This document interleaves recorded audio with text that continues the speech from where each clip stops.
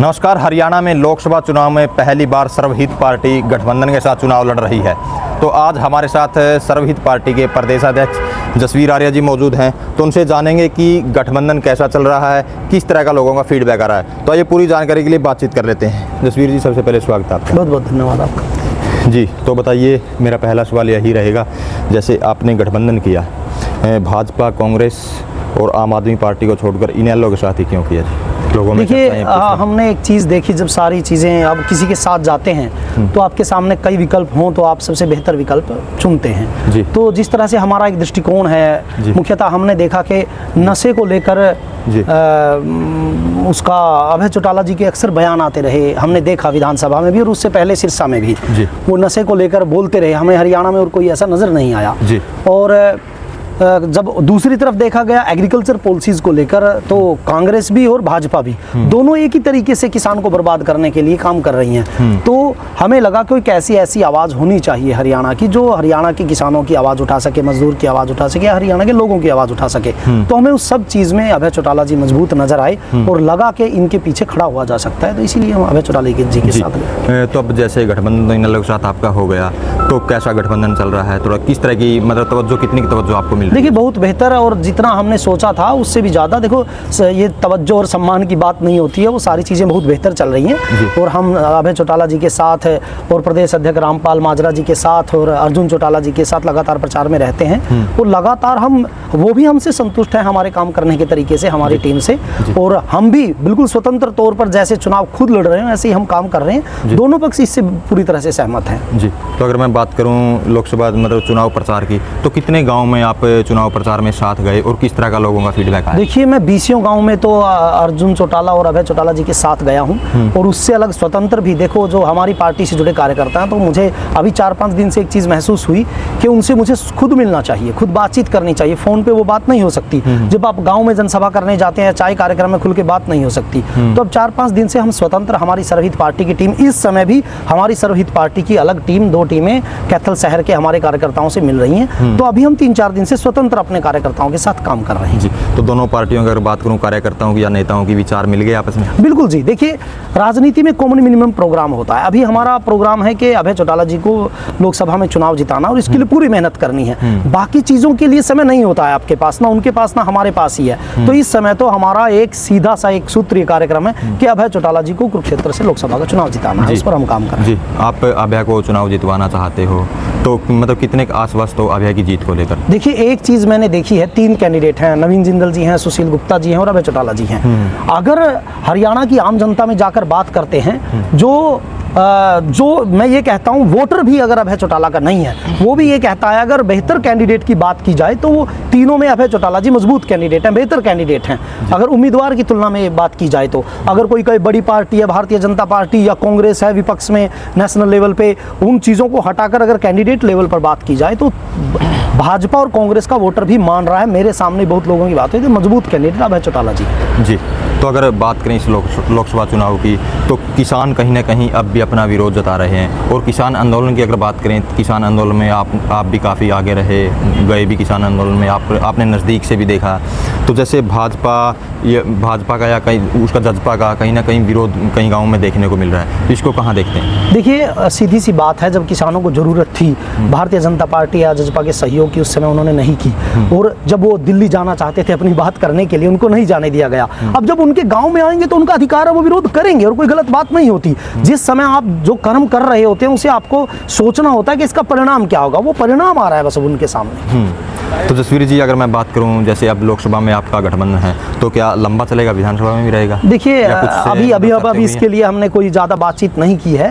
हाँ, हम तो चाहेंगे कि ऐसा रहे, और वो इनेलो की तरफ से भी हमें ऐसी कोई चीज़ नकारात्मक नज़र नहीं आती। लेकिन अभी हम इस पर ना ज़्यादा बातचीत करना चाहते हैं, और ना ये चीज़ें, ये तो बहुत जल्दबाजी और बचपना होगा। अभी तो सीधा सा है, हम लोकसभा चुनाव में अब की बार पहली बार सर्वहित पार्टी ने निर्णय लिया था कि लोकसभा चुनाव में सक्रिय हिस्सेदारी करनी है। तो हमने जब सारी चीज़ें देखी, सबसे बातचीत की, तो इंडियन नेशनल लोकदल के कार्यकर्ताओं की तरफ से हमारे पास बात आई, तो हमें क्लियर हो गया था कि हमें जाना है और अभय चौटाला जी के साथ जाना है। इस समय तो लोकसभा चुनाव पर ही केंद्रित है जी। आपकी पार्टी ने सिर्फ स्क्रियता के हिसाब पर ही गठबंधन किया है, कोई सीट की डिमांड नहीं की? नहीं, देखिए हम एक चीज़ है, अभी जो अगर हम पिछले 6 महीने पहले ये बातें होती कि हम किसी के साथ जा रहे हैं समर्थन में, गठबंधन में, तो शायद हम सीट पर विचार कर सकते थे। ये सारी चीज़ें 15-20 दिन पहले हुई, तो हमें नज़र आया कि सर्वहित पार्टी अभी उतनी तैयार नहीं है लोकसभा चुनाव के लिए लड़ने के लिए, तो इसीलिए हमने किसी सीट पर बात भी नहीं की थी। और हमने सीधा कहा था कुछ चीज़ों पर, जैसे मुद्दे थे, एग्रीकल्चर हुआ, नशा हुआ, उन चीज़ों पर हमारी बातचीत हुई, तो हम सहमत भी थे कि हाँ, ये क्योंकि ये इंडियन नेशनल लोकदल के भी मुद्दे हैं, तो बस हम मुद्दों के आधार पर हमें जाना था। तो हमें लगा सबसे पॉजिटिव, अगर कोई हमें किसी नेता का एटीट्यूड लगा तो अभय चौटाला जी का लगा, और हम ईमानदारी से उनके साथ खड़े।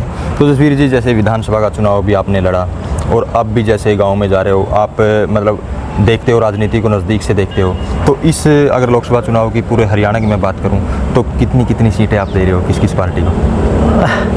देखिए, मैं क्लियर 2 सीटें मान रहा हूँ। भारतीय जनता पार्टी 5 सीटें जीत रही है, अच्छा हरियाणा में जी। और 5 सीटों पर सारा उठापटक चल रही है। वो सीटें भारतीय जनता पार्टी के पास नहीं आएंगी, किसी भी राजनीतिक पार्टी के पास चली जाएं। हाँ, कुरुक्षेत्र, क्योंकि मैं कुरुक्षेत्र में काम कर रहा हूं, तो कुरुक्षेत्र की सीट हमें लग रही है कि अभय चौटाला जी जीत जाएंगे, क्योंकि मैं एक चीज़ देख रहा हूँ, हर रोज़ जो ग्राफ बढ़ रहा है, मैं 2-3 दिन से एक चीज़ देख रहा हूँ, मेरे पास पर्सनली कुछ फ़ोन आए हैं कि अभय चौटाला जी का कार्यक्रम हम करना चाहते हैं। यहाँ तक आ गया, अगर अभय चौटाला जी के पास टाइम नहीं है तो अर्जुन चौटाला जी के करा दीजिए। तो मैं देख रहा हूँ किसी भी राजनीतिक दल के कार्यक्रम के लिए ज़बरदस्ती लोगों को पकड़ना पड़ता है, लेकिन अभय चौटाला जी के मामले में लोग खुद फ़ोन कर रहे हैं। तो रोज़ का ग्राफ बढ़ रहा है, और यहाँ से कुरुक्षेत्र से अभय चौटाला जी पिछले 1 वीक से बहुत तेज़ी से आगे निकले, और मुझे लगता है कि अभय चौटाला जी इस सीट को जीत लेंगे। जी, तो आपकी पार्टी की अगर बात करें, आपकी पार्टी का मिशन और विज़न क्या है? देखिए, हम तो सीधा कहते हैं, हमारा मिशन समाज के साथ साथ पॉलिटिक्स करना है। अभी क्या चल रहा है कि देश में आर्थिक मुद्दों को लेकर राजनीति होने लगी है, सामाजिक मुद्दे हटा दिए गए हैं। युवा का सशक्तिकरण, नशा ना हो युवा में, महिलाओं की सुरक्षा, और हरियाणा का एक मजबूत समाज। देखिए, एक मैं बेहतरीन मुद्दा आपके सामने रखना चाहूँगा। हरियाणा में क्या है, एक गोत्र विवाह को स्वीकार नहीं किया जाता। आज भी हरियाणा का हर नागरिक कहता है एक गोत्र में विवाह नहीं होना चाहिए, लेकिन कांग्रेस पार्टी के घोषणा पत्र में, अब की बार जो घोषणा पत्र आया, बिल्कुल हेडलाइन में LGBTQAI+ कैटेगरी को हम ताकत देंगे, इस तरह से एक इशू दिया गया है कांग्रेस के घोषणा पत्र में। और कांग्रेस को वोट देने वाले लोगों को मैं कहना चाहूँगा, इस बात को सुशील गुप्ता जी से भी पूछें, और कांग्रेस के नेता जब आपके गाँव में वोट मांगने हैं तब भी उनसे भी पूछें। उन्होंने कहा है LGBTQAI+ कैटेगरी को हम सुरक्षा देंगे। कौन? लेस्बियन, जो लड़की लड़की आपस में रहना चाहती हैं, शादी करना चाहती हैं। गे, जो लड़के लड़के एक साथ रहना चाहते हैं। बाइसेक्सुअल, जो दोनों को पसंद करते हैं। मतलब ये कह सकते हैं, हरियाणा का समाज एक गोत्र में विवाह को एक्सेप्ट नहीं करता, और कांग्रेस कहती है ऐसा समाज वो बनाना चाहती है जहां लेस्बियन, गे, जो वेस्टर्न बिल्कुल गंदगी भरा समाज बनाना चाहती है, और वो घोषणा पत्र में लेकर आ रही है। तो डरना चाहिए कांग्रेस को वोट देने वाले लोगों को, कैसा समाज घोषित रूप से कांग्रेस देना चाहती है हरियाणा को। और वो कहते, मतलब मैं कहता हूं, समझ नहीं आया घोषणा पत्र में लाने की क्यों जरूरत थी इसको। ऐसी चीज़ों को लेकर सर्वहित पार्टी हमेशा सामाजिक मुद्दों को लेकर भी विरोध में रहती है।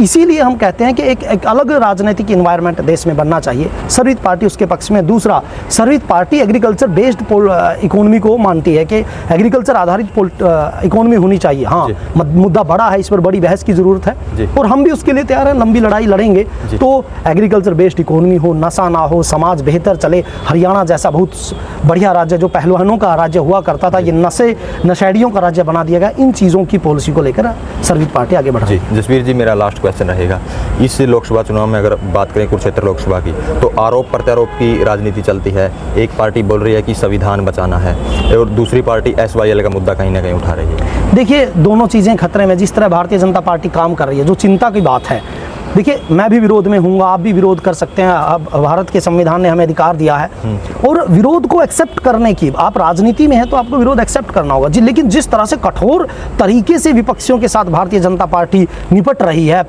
जरा सी बात पर ED भेज देती है, CBI भेज देती है, तो ये चिंता का विषय है। मतलब एक स्वस्थ राजनीति के लिए ये चिंता की बात है। दूसरा, SYL का मुद्दा तो मैं क्लियर कहना चाहता हूँ, जो हमारे सुशील गुप्ता जी हैं उनको अपना पक्ष स्पष्ट करना चाहिए। वहाँ जो रेजुलेशन डालते हैं, वो विधानसभा में जब कोर्ट ने हरियाणा के पक्ष में फैसला दे दिया, और वो कहते हैं रेजुलेशन डाल के हमारे पास तो एक बूंद भी देने के लिए नहीं है, और यहाँ हरियाणा में वोट किस अधिकार से वो मांगने आते हैं। तो इसीलिए मैं आपसे भी कहता हूं, जब आए तो सुशील गुप्ता जी से सवाल जरूर पूछिएगा कि SYL को लेकर आप क्लियर नकार रहे हैं। जब हरियाणा पंजाब अलग हुए थे तो आधा आधा पानी बांटा गया था, और मिलना चाहिए था हक। जब दो भाई अलग होते हैं, एक तरफा ही नकार दिया, और जो पार्टी वहाँ आई उन्होंने नकार दिया, और अब सुशील गुप्ता जी की पार्टी ने भी क्लियर रेजुलेशन ही डाल दिया, मामला ही खत्म कर दिया। जी जी। तो SYL के मुद्दे पर मैं चाहूँगा सुशील गुप्ता जी से आपसे सवाल जरूर पूछें।